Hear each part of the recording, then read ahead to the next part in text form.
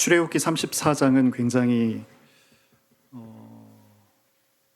의미가 있고 가치가 있습니다.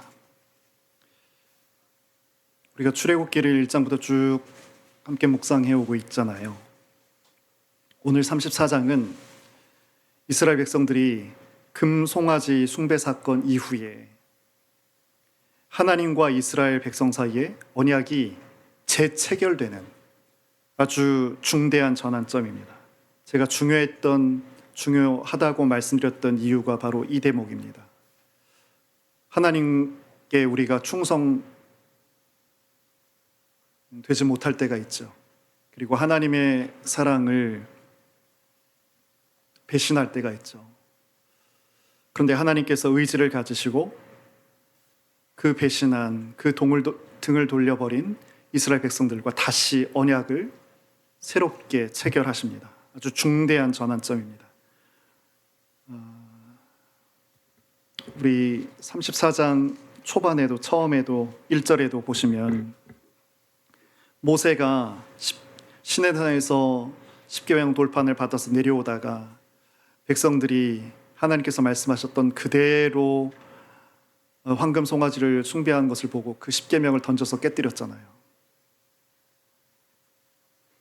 그래서 다시 새로운 돌판을 주시겠다는 거예요. 십계명을 주시겠다는 거예요. 하나님께서 백성들과 다시 만나시겠다는 의지를 보여주신 거예요. 근데 이 재결합에서 우리가 볼 것이 있습니다. 단순한 용서와 회복이 목적이 아닙니다. 용서해주고 그냥 회복하자, 이것이 목적이 아니에요. 참된 언약 백성이 되기 위한 근원적인 변화를 하나님께서는 목적하고 계시다는 거예요. 이 대목을 우리가 눈여겨서 봐야 합니다. 세 가지가 있는데 오늘 세 가지를 살피려고 합니다. 하나는 인간의 우리죠. 이스라엘 백성의 조율 과정입니다. 조율의 영어가 튜닝이죠. 튜닝. 조율을 하시겠다는 거예요. 두 번째는 세상과 하나님 사이에 실제로 벌어지고 있는 이 영적인 싸움의 실제를 아는 거예요. 이걸 알아야 되는 거예요. 그리고 세 번째는 뭐냐면 이렇게 인간을 조율하고 그리고 영적 싸움의 실체를 아는 것에 그 배후에 하나님의 마음이 있다는 것을 아는 것. 이 세 가지를 아는 것이 오늘 출애굽기 34장에서 우리가 묵상하고자 하는 내용입니다. 먼저 처음 튜닝을 언제 많이 쓰나요? 우리가 익숙한 건 피아노 조율할 때 그 튜닝이잖아요. 거기서부터 자동차 튜닝, 여기까지 아주 다양하게 사용됩니다. 근데 이 말에 가장 사실은 합당하게 표현된 것은 피아노 튜닝이죠. 조율이죠. 왜냐하면 조자가 고르다는 것이고 율자가 법율자예요. 그 법에 맞춰서 조율하는 것, 맞추는 것, 이게 조율이고 튜닝이거든요. 실제로 피아노 조율이 그렇잖아요. 기준음을 딱 놓고 전체 건반의 음을 거기에 딱 맞춰가는 거죠. 이게 조율이면 튜닝입니다. 자동차 튜닝은 어때요? 그러지 않죠. 사용자, 내 주인의 어떤 성향에 따라서 차량의 내부 성능을 튠업하든지 아니면 외관을 드레스업하든지, 이게 자동차 튜닝입니다. 그러니까 자동차는 우리 인간의 모습을 고스란히 담아낸 게 자동차 튜닝이고, 사실 하나님께 성경에서 말씀하고 있는 그 튜닝의 모습은 어쩌면 피아노 조율하고도 비슷한 모습이겠습니다. 그런데 피아노 좋고 자동차도 좋은데 우리 인간이 튜닝이 되는 존재라는 거예요. 우리가 조율이 되는 존재라는 거예요. 더 정확히 말하자면 사실 이미 인간은 튜닝이 되어 있습니다.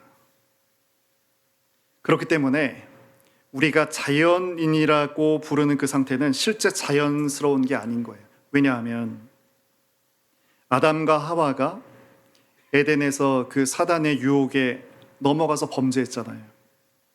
이때부터 모든 인류는 사단의 성향에 맞게 조율된 그런 존재가 되어버린 거예요. 그럼 이렇게 사탄에 의해서 튜닝된 인간의 그 특징은 어떤 걸까요? 사단에 의해서 조율된 그런 우리 인류의 그 특징은 뭐냐는 거예요. 돈이 있어야지 잘 산다. 그리고 출세해야지 잘 사는 것이다.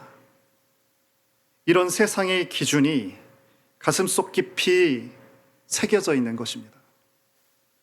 이러한 신념 체계가 사단의 말씀으로 우리에게 작용되면서 우리를 조율해 가고 있습니다.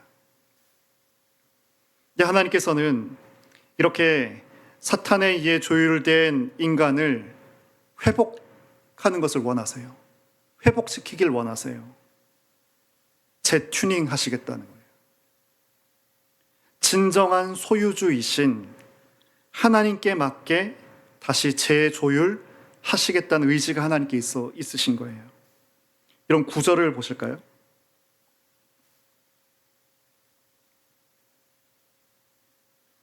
우리 구절을 같이 한번 읽어보겠습니다. 이르되 주여 내가 주께 은총을 입었거든 원하건대 주는 우리와 동행하옵소서. 이는 목이 뻣뻣한 백성이니이다. 우리의 악과 죄를 사하시고 우리를 주의 기업으로 삼으소서. 여기 목이 뻣뻣한 백성, 우리 앞에서 한두 차례 살폈었는데 한마디로 하면 사단에게 조율되어 있는 상태를 말합니다. 사단의 관점에선 순종을 잘하는 백성이지만 하나님의 관점에서는 아주 고집스럽고 완고한 그런 백성이라는 거예요. 그래서 모세가 이렇게 구하잖아요. 9절 끝부분에 우리를 주의 기업으로 삼으소서. 어떤 말이에요? 이 소유권을 전환해 달라는 요구를 하는 거예요. 다행스럽게도 모세는 이 사실을 아는 거죠. 그는 이미 그의 마음이 이스라엘 백성들과 달리 하나님께로 조율이 되어 있는 그런 상황입니다. 그래서 우리를, 하나님께서 선택하신 우리 하나님의 백성들을 사단에게 묶여있는 이 소유권의 전환을 하나님 허락해 달라는 거예요. 그래서 하나님께서 우리의 주인이 되어 달라고 요청하는 거죠. 그러자 하나님께서 모세에게 4가지 조건을 제시합니다. 여러분 3절을 보시면 아무도 너와 함께 오르지 말며, 사단에게 조율된 그런 인간관계에서 단절해야 돼요. 그렇게 신의 산으로 나와야 돼요. 그렇게 하나님께로 나오는 거예요. 그리고 뭐예요? 아무도 나타나지 못하게 하고 인적이 없게 하는 거예요. 기존의 삶의 자리에서 분리가 되라는 거예요. 그리고 양과 소가 주변에서 먹으면 안 된다. 나의 경제활동, 물질에 대한 그런 관념마저도 닫을 수 있어야 한다. 그리고 2절 마지막에 내게 보이되, 이건 다른 한글 성경이나 영어 성경을 보면 이럽니다. 내게 보이라는 것은 나를 기다리고 서 있으라, 하나님을 기다리면서 너 서 있으라, 이런 말씀이에요. 온전한 너의 헌신을, 하나님께 헌신을 지금 요청하는 거예요. 조율하기를 원한다면 세상과 사탄과 너의 에고가 아니라 하나님에 의한 조율을 원하거든 이러한 것들을 통해서 내 앞에 서 있으라라고 하는 거예요. 나를 기다리고 이런 준비를 통해서 서 있으라, 이렇게 하나님께서 말씀하신 거예요. 그러니까 이 조건은 형식적인 요구가 아닙니다. 사단의 조율에서 완전히 해방돼서 하나님 말씀을 받을 수 있는 상태가 되기 위한 필수적인 조건을 하나님께서 말씀하신 거예요. 기존 삶의 가치관에 대해서 단절이 없게 되면 우리 안에 말씀 사건은 일어나지 못하게 됩니다. 여러분 어떠십니까? 자세를 바르게 좀 하시고, 연아 베개 치우고,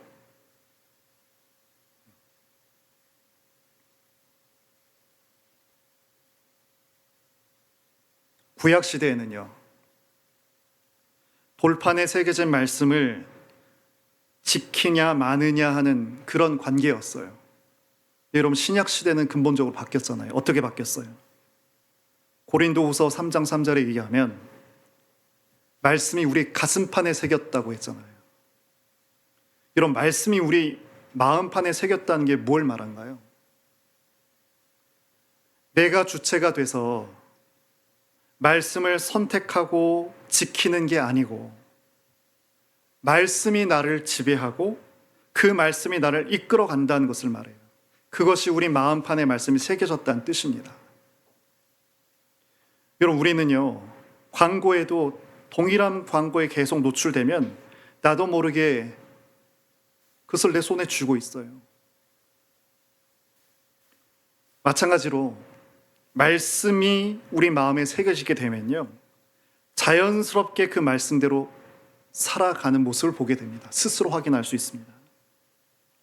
예를 들어 감사라는 말씀이 한번 마음에 새겨진다고 해볼까요?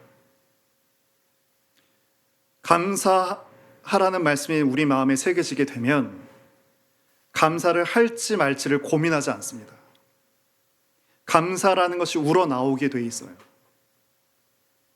말씀이 내 생각이 되고요, 말씀이 내 감정을 이끌어가는 거예요. 제가 참 인상 깊게 이번 주에 봤던 쇼츠, 짧은 영상을 봤는데 70이 넘으신 여자, 음식 작은 분식점인지 중국집인지 모르겠는데 너무 짧게 한 10초 정도 되는 영상이잖아요. 아주 작은 허름한 식당이었습니다. 내 남편이 10년 전에 병인지 사고로 사별을 했어요. 혼자 이 식당을 지켜왔던 거예요.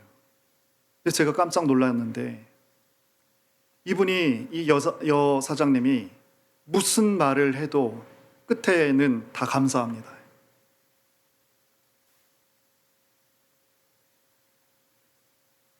이 작은 식당을 해서 남편하고 사별해서 그 외롭고 헛헛한 마음을 이겨낼 수 있어서 감사했고, 내가 이 작은 일이지만 이 일을 통해서 먹고 살 수 있어서 감사했고, 그리고 내가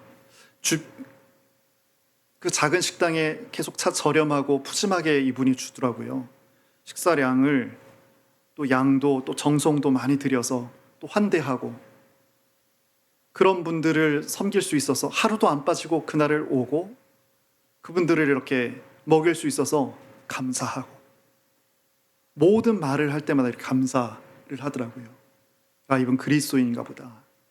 그 짧은 영상을 봤는데도 그렇게 마음이 느껴지더라고요. 우리가 드리고 있는 아침의 기도,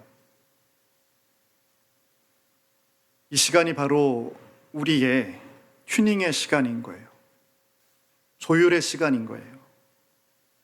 왜냐하면 매일을 우리가 살다 보면 나도 모르게 다시금 우리 마음에 박혀 들어오는 사탄의 말들, 또 세상의 가치관들, 이것이 우리를 조율합니다. 매일매일 조율하러 우리 마음에 다가옵니다. 우리가 아침의 기도를 갖고자 하는 것은 이 잘못된 조율을 바로잡고 하나님의 말씀으로 다시 튜닝하기 위해서입니다. 하루를 시작하기 전에 나를 하나님께 맞게 재조율하는 거예요. 하나님에 맞게 재조율하는 거예요. 나를 향한 하나님의 선하신 계획을 그래서 이루실 수 있도록 준비하는 거죠. 저 오늘 3가지를 말씀드린다고 했습니다. 한 가지, 이렇게 인간 튜닝에 대해서 이제 이해를 했다면 무엇이 필요하냐면 그 적용되는 우리의 삶입니다. 미느냐 밀리느냐예요. 하나님과 세상 사이의 영적 싸움이라고 말씀드렸잖아요. 이것은 미느냐 밀리느냐의 싸움입니다. 여러분, 신앙생활도 가만히 보면 미느냐 밀리느냐의 싸움입니다. 국가 간에도 그렇고요, 그렇죠? 부부 간에도 그렇죠. 또 우리 개인의 내면에도 이 미느냐 밀리느냐의 싸움이 매일 있습니다. 반복됩니다. 그래서 우리가 두 번째 본문을 읽었던 우리 11절에서 16절까지 봤잖아요. 그럼 12절, 13절, 14절, 15절, 16절 이렇게 눈으로 한번 다시 한번 보세요. 이 내용을 세 가지로 정리해 보면 이렇습니다. 가나안 땅에서 만나게 될 족속들과 언약하지 말라는 거예요. 12절에도 있고 15절에도 있고 또 13절, 15절 좀 부분씩 있습니다. 그들의 종교, 두 번째는 종교, 우상, 문화를 부숴버리라. 이 싸움이라는 거예요. 미느냐 밀리냐의 싸움이라는 거예요.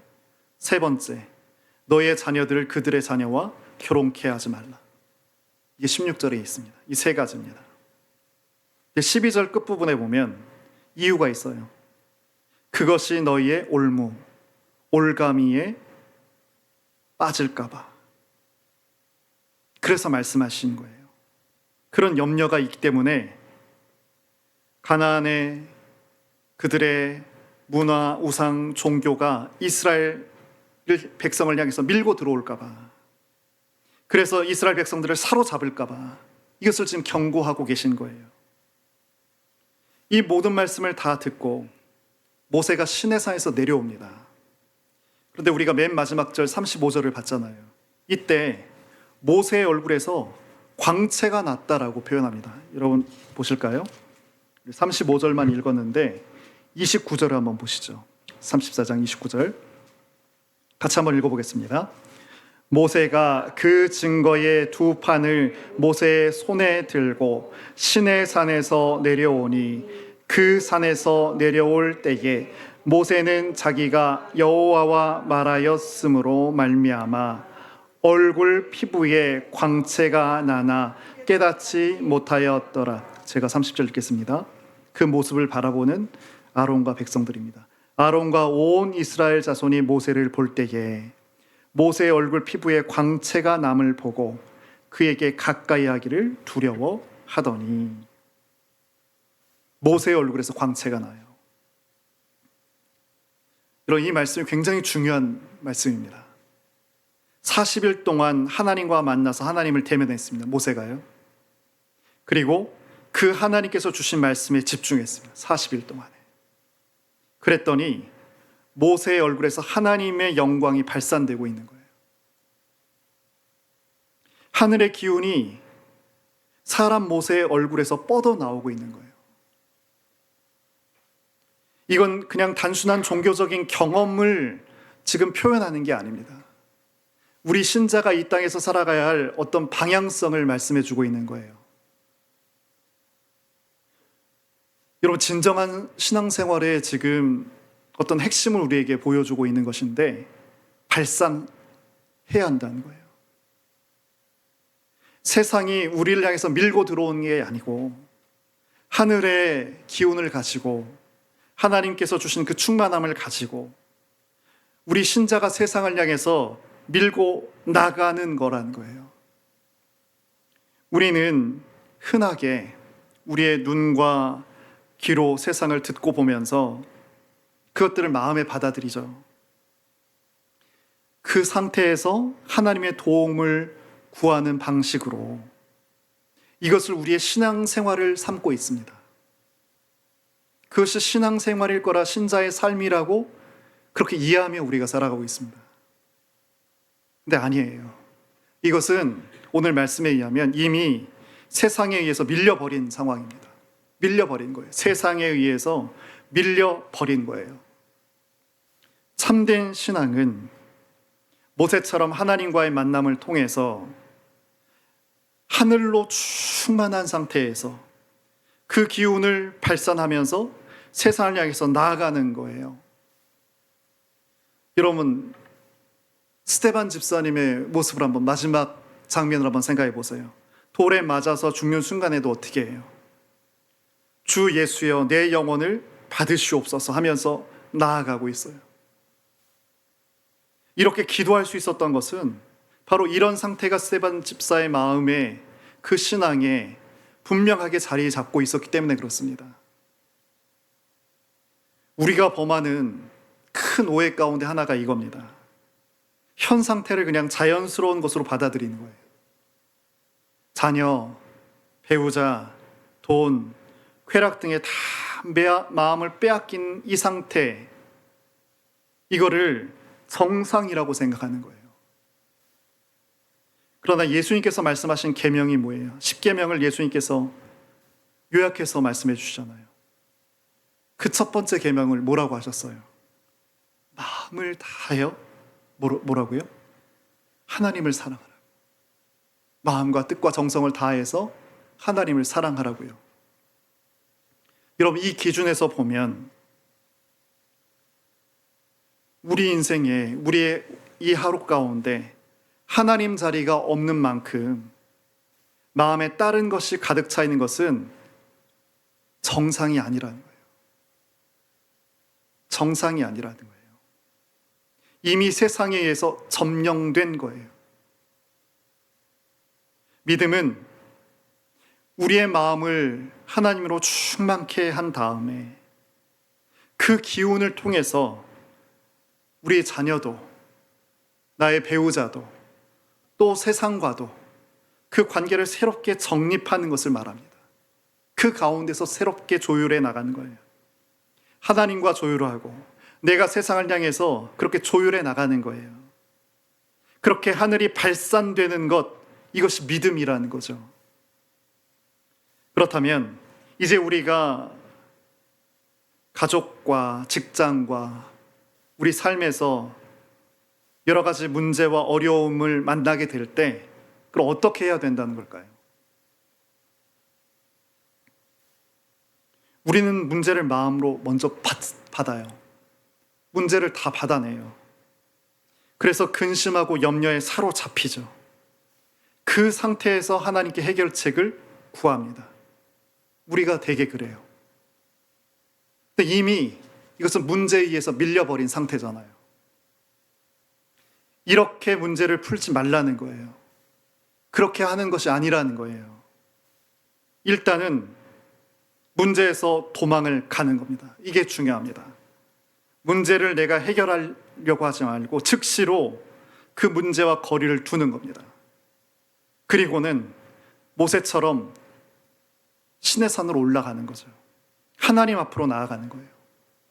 문제의 거리를 두고 하나님을 향해서 나아가는 거예요. 그 다음에 문제 해결이 아닌 하나님 자신을 구하는 거예요. 하나님으로 먼저 채우는 것을 말합니다. 이것이 필요해요. 우리는 이렇게 하지 못했어요. 하나님으로 채우라는 거예요. 그리고 나서 충만해진 하나님을 통해서 그리고 나서 이제 문제로 향하라는 말씀입니다. 그러면 어떻게 해야 이렇게 하나님으로 충만해져서 세상의 기운을 밀고 나갈 수 있을까? 어떻게 가능할까요? 시간을 투자해야 됩니다. 여러분, 시간을 투자해야 됩니다. 세상은 24시간 동안 우리에게 들어오고자 얼마나 노력하는데요. 얼마나 힘써서 애쓰는데요. 우리 안에 들어오려고. 여러분, 이 가운데 하늘이 우리 안에 들어올 수 있을까요? 세상이 우리 손에서 스마트폰을 놓지 않고 그 초마저도 갉아먹잖아요. 내 생각, 내 감각, 내 정서를 다 얻으려고 그렇게 하고 있는데 과연 하나님이 우리 안에 들어오실 수 있을까요? 이런 아침 기도 30분이 왜 중요한 줄 아세요? 여러분, 이 시간만큼 사실은 그 아침 기도 말고 그렇게 한 20분, 30분 시간 말고 또 주중에 저녁 때든지 오후 때든지 한번 또 이런 시간을 가질 수 있으면 꼭 가져야 합니다. 근데 아직 어떤 하나의 꼭지점도 포스트도 아직 나에게 없다면 여러분 아침 시간을 꼭 여러분 하셔야 돼요. 가지셔야 돼요. 그 시간을 하나님만을 향해서 드릴 수 있어야 됩니다. 중보기도 다른 기도 뺀 겁니다. 그 기도는 말고 제치고 순수하게 하나님을 바라보는 시간을 말하는 거예요. 순수하게 하나님을 바라보는 시간. 주님의 십자가를 우리가 의지할 수만 있다면, 의지한다면 내가 이렇게 꽉 붙들고 있는 모든 세상의 관심사들을 다 잘라낼 수 있어요. 그렇게 하는 겁니다. 첫 번째, 인간 조율, 튜닝에 대해서 살폈고, 두 번째, 우리 영적 싸움의 배후를 살폈습니다. 그런데 이 두 가지 밑에 더 깊은 차원이 하나 있습니다. 그것은 바로 우리가 세 번째로 살필 하나님의 마음입니다. 하나님의 마음. 오늘 34장은 하나님과 이스라엘 백성의 언약 체결인데 사실은 다시 체결하는 거였다고 했죠. 그러면 어떻게 돼? 우리가 기대하는 그 분위기는 어떨까요? 화해하는 거잖아요. 그러니까 굉장히 큰 기쁨과 감사가 넘칠 것 같은데 오히려 우울하고 살벌한 분위기가 감돌고 있습니다. 우리 3절을 볼까요? 우리 아까 살폈던 내용입니다. 아무도 너와 함께 오르지 말며 온 산에 아무도 나타나지 못하게 하고 양과 소도 산 앞에서 먹지 못하게 하라. 다시 새로운 결합의 순간이잖아요. 그런데 그 곳 시내산에서 어떤 인적도 금지하고 가축들도 용납하지 않으세요. 거기서 먹는 것조차 용납하지 않으세요. 뭐든지 새롭게 결합하면 다시 웃으면서 안아주기도 하고 그 가운데 기쁨도 있어야 하는데 하나님과의 재결합의 이 상황에서는 그런 기쁨이 찾아 보이지 않는 거예요. 심지어 우리가 아까 또 이어서 봤던 11절에서 16절도 보시면 더 살벌한 조건들이잖아요. 가나안 족속들과는 절대로 약속하지 말아라. 그들의 종교, 문화 이건 다 부숴야 한다.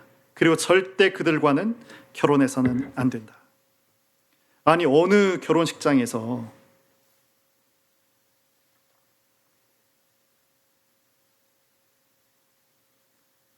한눈 팔면 박살내겠다. 이렇게 약속하는 결혼식이 세상에 어디 있어요? 근데 지금 하나님께서 당신의 백성과 재결합하는 이 장면에서 이런 살벌한 서약이 지금 이루어지고 있습니다. 왜 그런 줄 아세요? 하나님께서 마음이 지금 불행하신 거예요. 하나님께서 지금 당신의 마음이 아프신 거예요. 왜냐하면 선민이 당신께서 택한 당신의 자녀가 당신을 향해 목이 뻣뻣하기 때문에 그렇습니다. 그렇다면 본래 목이 뻣뻣하지 않은 그 선민의 상태는 어떤 걸까요? 우리가 앞서 봤기 때문에 찾진 않겠지만 제가 말씀드리겠습니다. 33장 12절과 17절에 모세에게 반복해서 하신 말씀인데요. 나는 이름으로도 너를 알고 너도 내 앞에 은총을 입었다. 이 말씀 굉장히 중요하게 우리가 나눴습니다. 너의 이름을 알고 뿐만 아니고 너는 나 앞에서 은총을 입었다. 이렇게 말씀해 주셨어요. 모세를 향해서. 내 앞에서 은총을 입었다는 것은 쉽게 말하면 이거죠. 그 대상을 하나님께서 너무나 예뻐하신 거예요. 모세가 너무나 어여쁜 거예요. 이따 오후에 에스더를 묵상한다고 했습니다. 이 이유 때문에 그렇습니다. 에스더가 허락 없이 두려운 마음에 아하수에로 왕으로 찾아가요. 이 아하수에로 왕은 기분파가 아닙니다. 호인이 아닙니다. 내가 명하지 않은 것을 했을 때 그 전 왕후도 그냥 치워버렸던 왕이에요. 두렵고 떨리는 마음으로 그 왕을 향해서 나아갔는데 그 왕이 약속도 없고 허락지도 않고 그런 왕후가 올 때 웃으면서 보자마자 그 왕후를 사랑스럽게 여기면서 그대의 소원이 나라의 절반이라도 내가 주겠다. 이렇게 하는 거예요. 이것이 뭐라고요? 은총을 입은 자의 모습이라는 거예요. 모세를 향해서 너는 내 앞에서 은총을 입은, 내가 모세 너의 이름만 아는 것만이 아니고 나에게 헷세드를 얻은 자다라고 말하는 거예요. 이게 은총입니다. 근데 이제 여러분 5절 6절을 보시면 모세를 앞에 두시고 그와 함께 거기 서서 여호와의 이름을 하나님께서 선포하시는데, 여호와께서 그런 은혜 입은 모세의 앞으로 지나시면서 선포하시되 여호와라 여호와라 자비롭고 은혜롭고 노하기를 더디하고 인자와 진실에 많은 하나님이다. 이것을 하나님께서 말씀해 주신 거예요. 그럼 모세가 하나님 이름, 특별히 여호와 야훼 하나님을 모를 리가 없잖아요. 근데 여호와라 여호와라 두 번 반복하셔서 당신의 이름을 말씀해 주세요.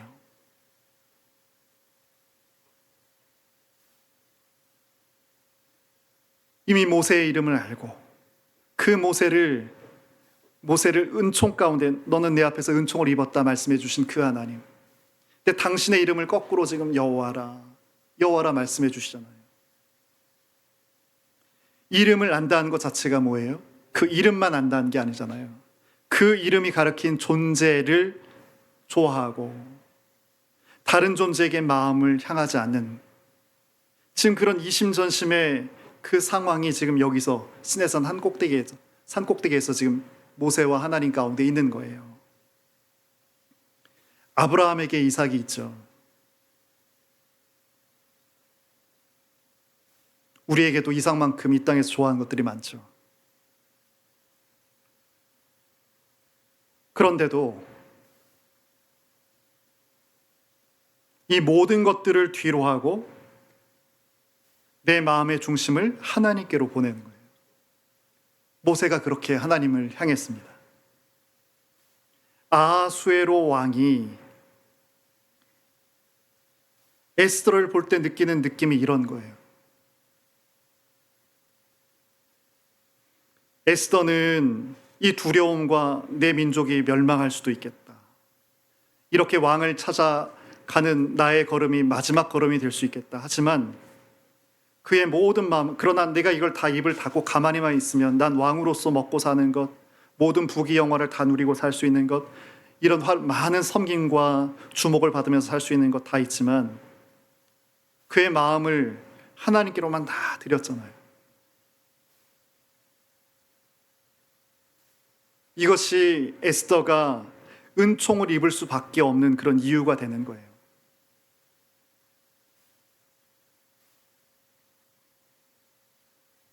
근데 지금 하나님께서 어떠시다고요?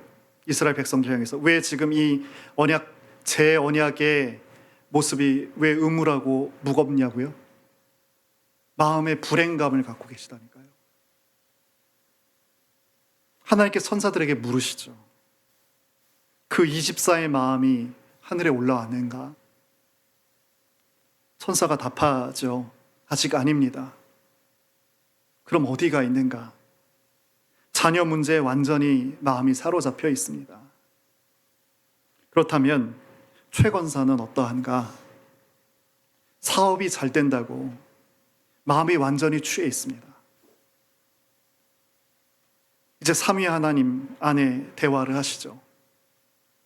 하나님께 성부께서 성자께 물으세요. 저들의 마음은 언제쯤 이 하늘에 올라올까? 그런데 이런 보고가 또 올라오는 거예요. 하나님, 김 장로가 마음을 보냈습니다. 그래? 그 김 장로의 형편이 어떤데? 사업이 잘 됐다가 굉장히 어려워졌습니다. 그런데도 사업 잘 돼도 안 돼도 그만이다, 하나님이 먼저다 하면서 그의 마음을 하늘로 하나님께로 다 보냈습니다.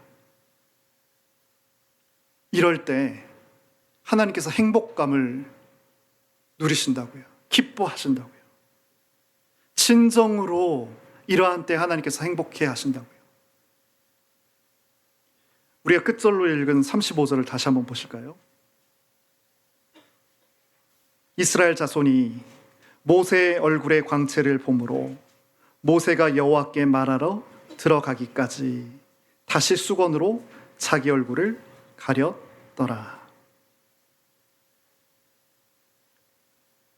하나님이 기뻐하신 사람의 모습에는 광채가 난다. 하나님으로부터 은총을 입은 자의 얼굴에서는 광채가 나는 거예요. 여러분, 사랑한 아내를 얻은 남편을 보십시오. 그 기쁨 때문에 직장에서 정말 아무리 아름다운 어떤 여직원을 만나도요, 마음을 뺏기지 않습니다. 여러분, 마찬가지예요. 하나님으로 기뻐진 마음으로 세상을 살 때 그 어떤 잘못된 결합을 하지 않습니다. 아니, 할 수 없습니다. 여러분, 정말 행복하기를 원하세요? 그러면 하나님을 행복하게 만들어 드려야 돼요. 내가 이 땅에서 행복하기를 정녕 원하신다면 우리는 하나님을 행복하게 해드려야 돼요. 그게 다른 게 아니었잖아요. 우리의 마음을, 세상에 붙들린 우리의 마음을 다 끊고 우리의 마음을 하나님께 온전하게 드릴 때 그것을 통해서 하나님께서 행복해 하시잖아요.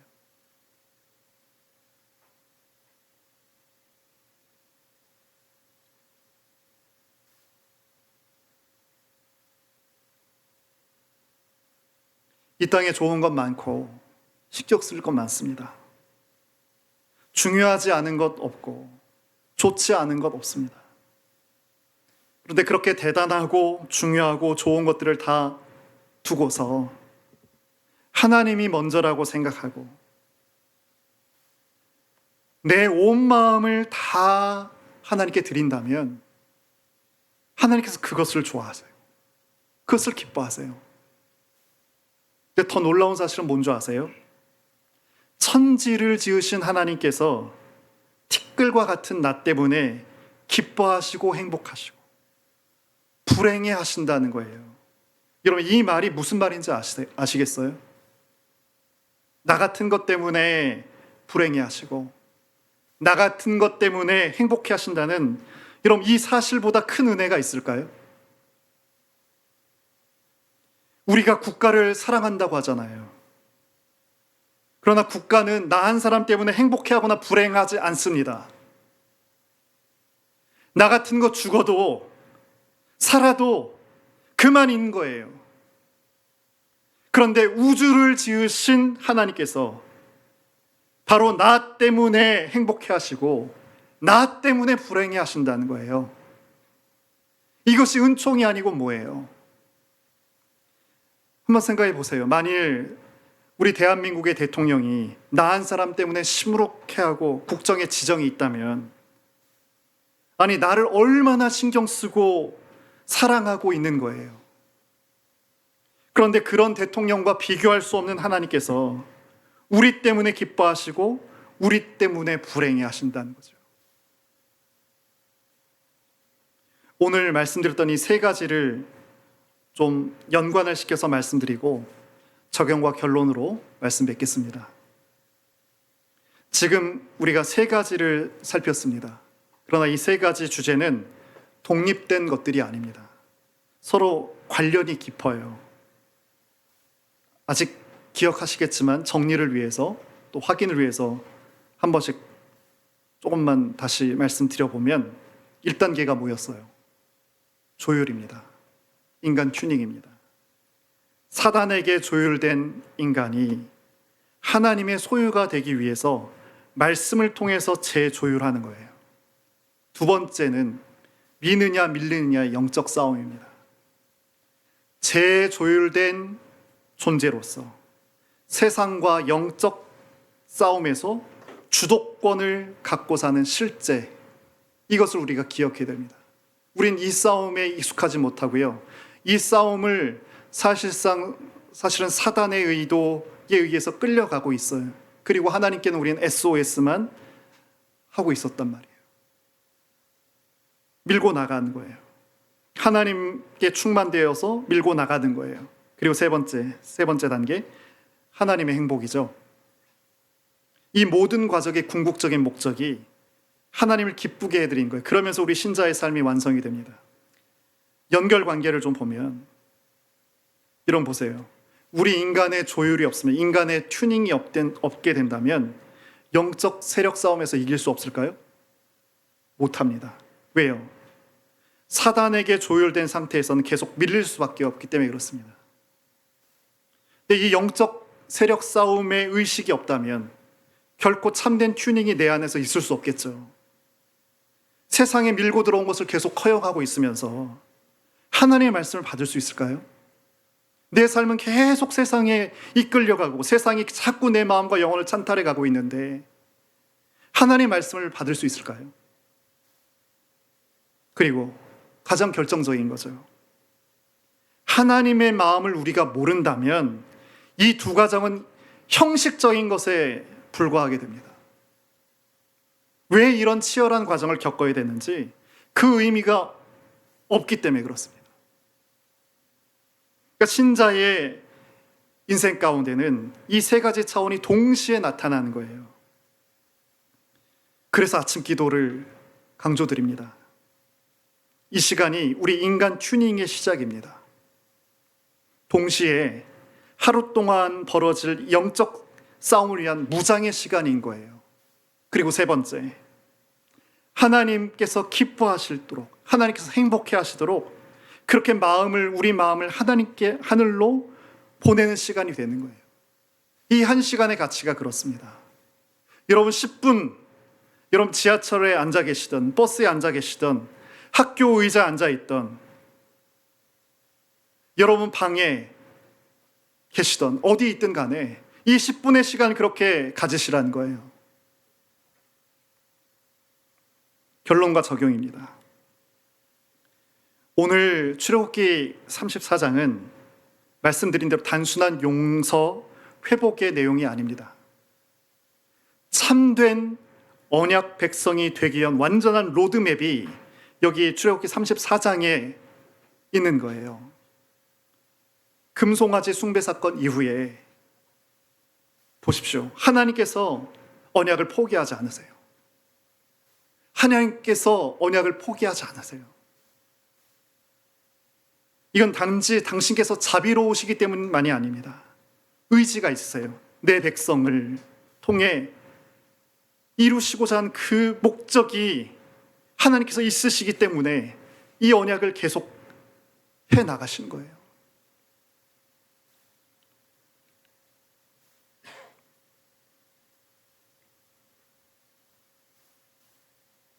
시간이 지나서 마지막 권면만 드리겠습니다. 긴 것 같아도 우리 인생이 얼마 남지 않았습니다. 길지 않습니다. 많지 않습니다.